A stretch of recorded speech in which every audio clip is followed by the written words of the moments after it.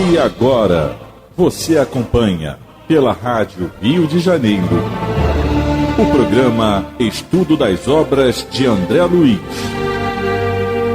Vamos refletir sobre o livro Nosso Lar. Produção e apresentação, Tereza Cristina e Marco Antônio. Olá, caros ouvintes da Rádio Rio de Janeiro, Deus nos abençoe. Vamos dar continuidade à leitura do livro Nosso Lar. Nós hoje vamos ler o penúltimo e o último parágrafo do prefácio O Novo Amigo.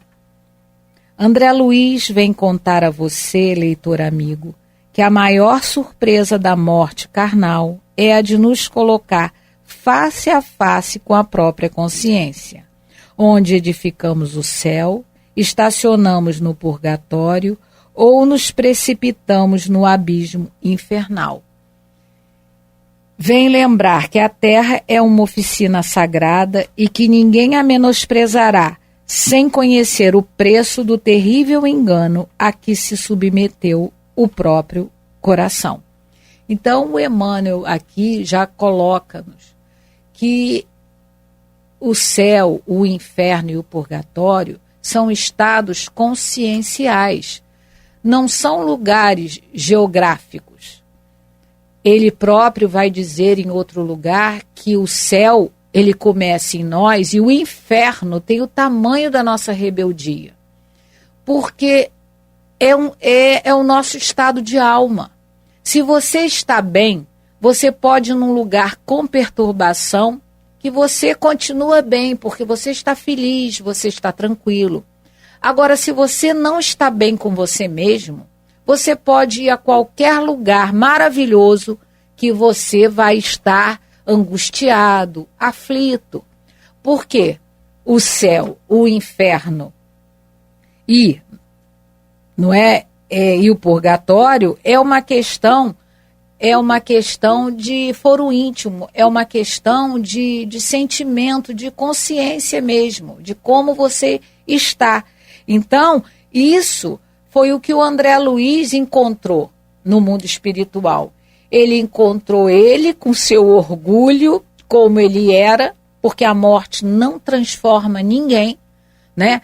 E não coloca ninguém como anjo só pelo fato de ter desencarnado, não é? Infelizmente, algumas pessoas, como eu, tinham essa ideia equivocada, que você morreu, os seus problemas acabaram, você já, graças a Deus, você não fez nada demais, não matou ninguém, não roubou, como dizem os 10 mandamentos, então... Pediu perdão, tá tudo certo. Pediu perdão lá, não é? Tá tudo certo, aceitou Jesus e então você já vai para um lugar bom, mas a gente vê que não é assim, não é? E não pode ser assim, porque as leis de Deus, né? Nós, até coincidentemente, nós estamos estudando agora lá na nossa casa o Evangelho, na parte primeira, capítulo 1, as leis de Deus, os 10 mandamentos. Os 10 mandamentos, na compreensão do Espiritismo, tem uma abrangência muito maior. E na pergunta 621, por exemplo, né, voltando, por exemplo, não matar, vamos dar um exemplo, né, não é só não matar, tirar a vida, é não matar a alegria do outro, não matar a esperança, e por aí vai. Então, o entendimento dos 10 mandamentos, ele tem uma abrangência maior no entendimento do Espiritismo, né, com o raciocínio da doutrina espírita. E aí, na pergunta 621 do Livro dos Espíritos, Kardec pergunta onde é que está escrita a lei de Deus? É lá na tábua da lei? Não, é na consciência. A consciência de cada um, de acordo com o seu progresso que você já atingiu intelectualmente para entender aquilo, né? Então, quando o Emmanuel fala que o André Luiz vem nos contar que a maior surpresa é nos colocar face a face com a própria consciência, quer dizer, vai nos colocar com aquilo que nós já deveríamos ter feito. Porque eu não vou ser condenado por uma coisa que eu não tinha conhecimento daquilo que estava errado. Por exemplo, o Marco Aurélio, presidente da nossa casa, gosta de colocar esse exemplo. Os índios canibais lá, picavam a pessoa, fazia a sopinha. Eles não vão ser condenados por isso, porque eles não tinham. No conhecimento que eles têm, não é para dizer que não é para matar. Não é? Um exemplo bem assim para a gente entender, né? Coisa bem simples. Então, de acordo com o que a gente já tem na consciência e que não usamos para o bem, não é?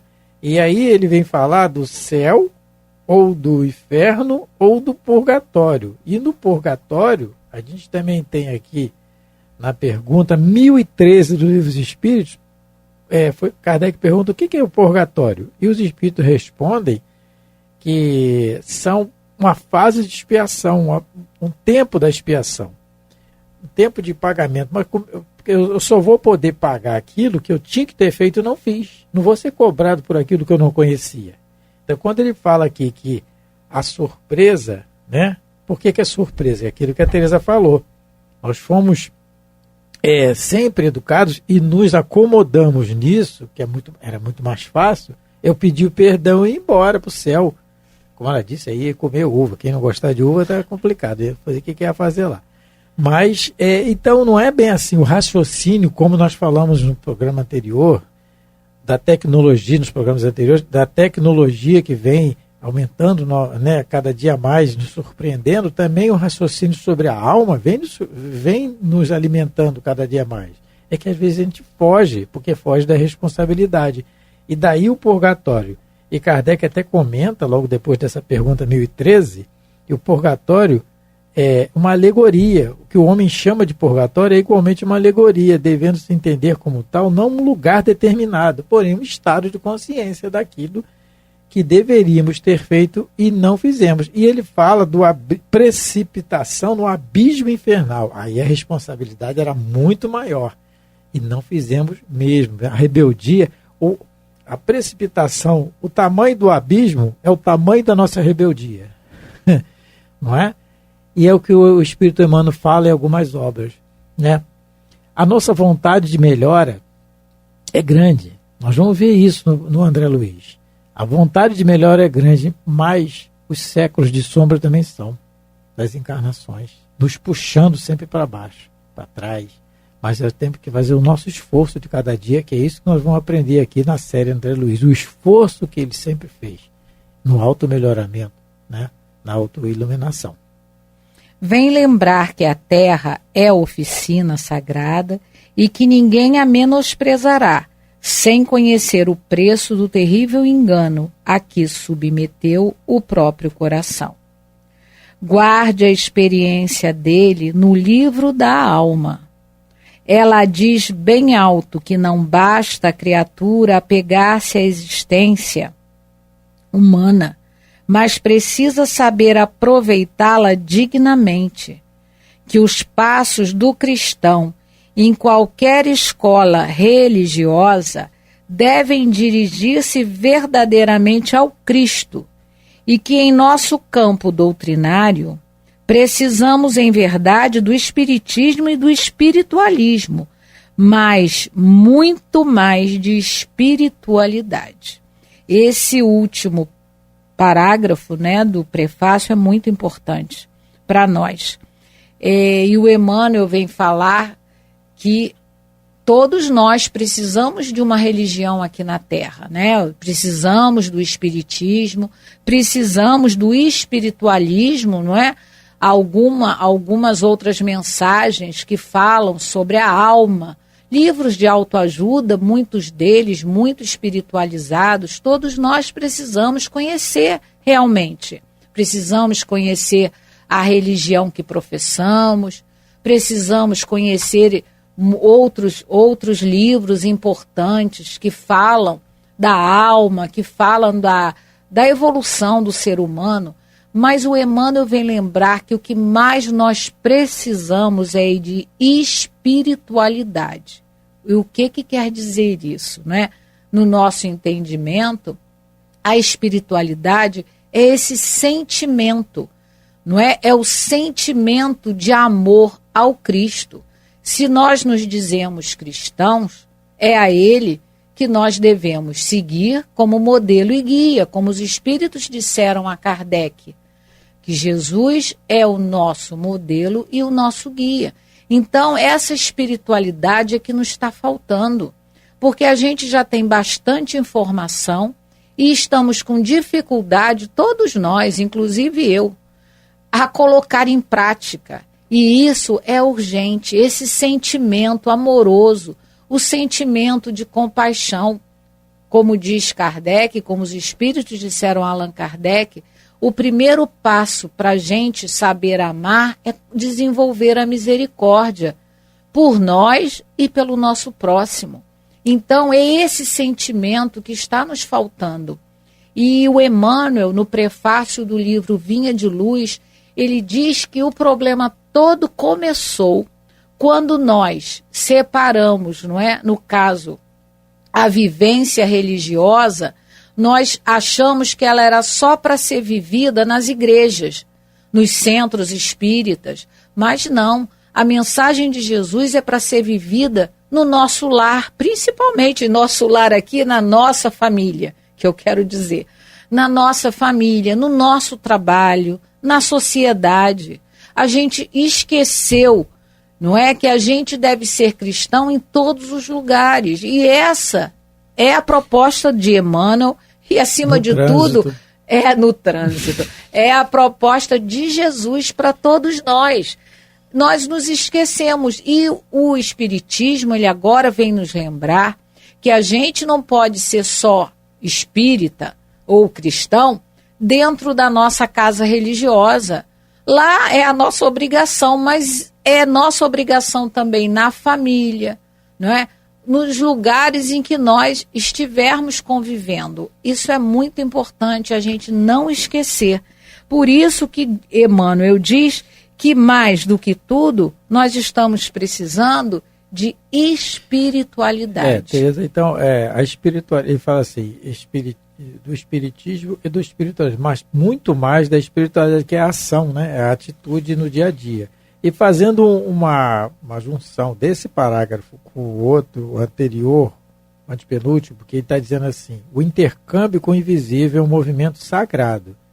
O intercâmbio com o invisível aqui, a gente tem que entender em todas as situações. Porque às vezes a gente pode olhar, não, o intercâmbio com o invisível na reunião mediúnica. Não, o intercâmbio com o invisível é o tempo todo. Porque nós estamos cercados dessa nuvem de testemunhas que o apóstolo Paulo citou há 2000 anos atrás. Ele, médio poderoso, sabia muito bem disso. A nuvem de testemunha nos cerca, de testemunha. Testemunha é aquela que está vendo o fato, que nos acompanha. Né? Então, nós estamos acompanhados dos nossos amigos espirituais e dos nossos, aqueles que ainda não gostam de nós, por algum motivo que nós fizemos. Né? Então, a espiritualidade, a ação, ela tem muito a ver com esse intercâmbio com o visível, com aquilo que eu penso. Porque eu não faço nada, eu não falo nada se eu não pensar antes. Então eu tenho que educar, eu estou falando de mim, Marco Antônio, eu tenho que educar os meus pensamentos. Eu tenho que raciocinar por que eu não devo fazer aquilo. Por que eu não devo tomar aquela atitude, falar desse jeito. E depois, mesmo que eu escorregue e fale, porque eu tenho que levantar, como diz novamente o apóstolo Paulo, eu tenho que levantar os joelhos desconjuntados, né? Nessa estrada da nossa vida, o tempo todo, os joelhos estão desconjuntados, porque a nossa fé é muito frágil, nós caímos à toa. Mas nós temos que nos reerguer, aquela melhora que Allan Kardec cita, né? Reconhece o verdadeiro espírita pela vontade que ele tem de melhorar a cada dia melhor do que foi ontem, hoje melhor do que ontem. Então é o esforço pessoal de cada um. E esse intercâmbio está muito ligado com isso, está diretamente ligado com isso, que são os nossos pensamentos, as nossas atitudes.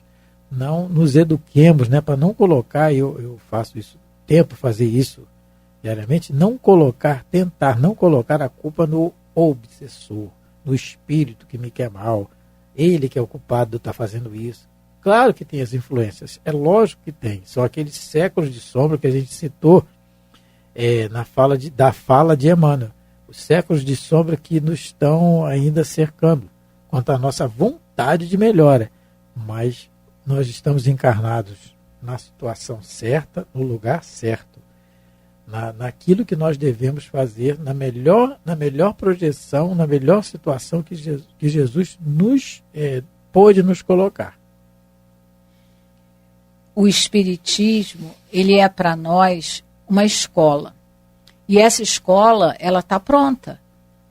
Nós, os alunos, é que precisamos nos aperfeiçoar e colocar em prática tudo que a gente aprende nessa escola.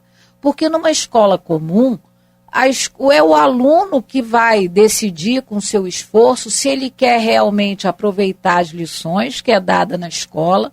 Depende dele, não é? Ele passar de ano. Conosco, no Espiritismo, é a mesma coisa. A doutrina espírita é para nós uma escola e nós, como alunos, devemos nos aprimorar e tentar nos esforçar cada vez mais para colocar as lições que essa doutrina nos traz, colocar em prática. Mas é um esforço realmente. Allan Kardec, ele vai colocar isso no capítulo 17, no item Os Bons Espíritas, não é? Quando ele diz que se reconhece o verdadeiro espírita pelo esforço que ele faz para domar suas más inclinações, tentando ser melhor a cada dia. Então, é um esforço, é um processo. A gente precisa entender que, como eu já coloquei antes, não é? A natureza é o nosso exemplo. Então, na natureza não há saltos, é tudo uma constante, é tudo equilíbrio, é tudo para passo. Primeiro a semente, depois a semente ela brota, depois ela bota flor, né? Vira uma planta, ela bota a flor, depois vem o fruto, quer dizer, é todo um processo. A nossa evolução aqui na Terra também é um processo.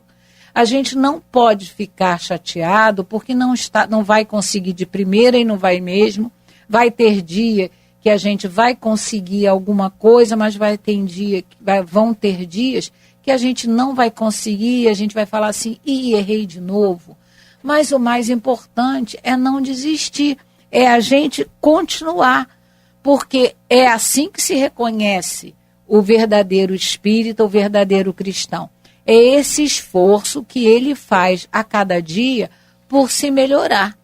Então, o próprio André Luiz, a gente vai ver, não é? Quem já leu a série toda, a gente vai poder verificar que no começo, né, do livro Nosso Lar, ele é um espírito, não é? Ele tem ainda as suas lutas, mas no decorrer de toda a obra, ele vai continuar a errar, ele vai acertar. Tem uma passagem muito interessante, que eu não sei qual é o livro, eu não me recordo, num dos livros dele, que ele vai sair numa tarefa, né, às trevas, ao mundo inferior, e a vontade dele é realmente de mandar um raio. Ele fala para o mentor que está com ele, mas por que a gente não toma uma decisão mais firme? Ele já quer, ele mesmo, ele aí é aquele homem, né, orgulhoso, aquele homem de poder, falando novamente. Ele quer, ele coloca para fora aquilo que ainda ele é, porque é um processo. Nenhum de nós tem a pretensão, né, de achar, porque se tornou espírita, primeiro, os problemas não se acabam, né? É como a musiquinha da prece, os problemas mais difíceis não se acabam, não é? E a gente também não vai conseguir virar, não é, santos, entre aspas, de uma hora para outra. É um processo, é um aprendizado, e como o Emmanuel diz, não é, num outro parágrafo que a gente leu, nós não estamos desamparados aqui na Terra.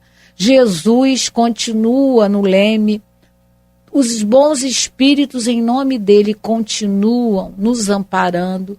O que falta na realidade é a nossa confiança nessa promessa de amor. É a falta de fé.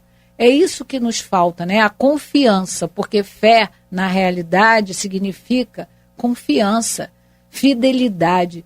É isso que por enquanto nos falta, mas o desamparo nunca nos faltou, nunca, mesmo antes da doutrina espírita. Outros missionários vieram, como Francisco de Assis, não é? E tantos outros. E continuam vindo até hoje para nos amparar nessa caminhada. Nós não estamos sozinhos. O mais importante é que, como Paulo fala no livro Paulo Estevão, é que nós não queiramos fazer essa caminhada só.